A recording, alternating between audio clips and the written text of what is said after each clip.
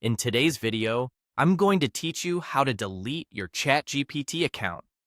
If you've decided it's time to part ways with ChatGPT, maybe to declutter your online presence or try out another platform, I'm here to guide you through the process. So, let's get started. First, open your preferred web browser and make your way to Google. In the search bar, type ChatGPT and hit enter.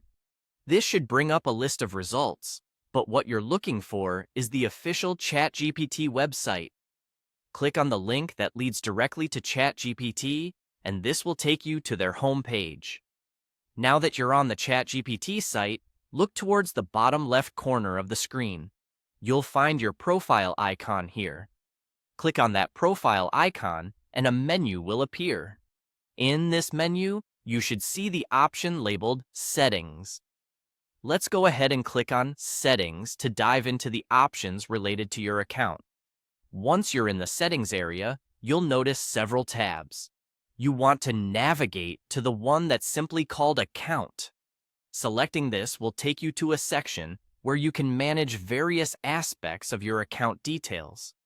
Within the account settings, you should find an option to delete your account. Click on the Delete button. But don't worry if you don't see it right away. Sometimes websites update their layouts, so just take a moment to scan the area. After hitting delete, follow the on-screen instructions.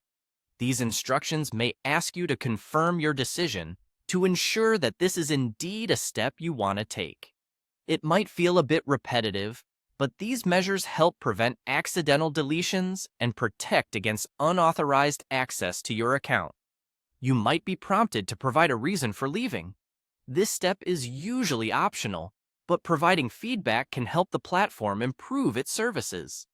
Once you've followed all the prompts and confirmed your decision, your account will begin the deletion process. It's important to keep in mind that deleting your account is typically final. Make sure you've downloaded anything you need and are sure about your decision before proceeding.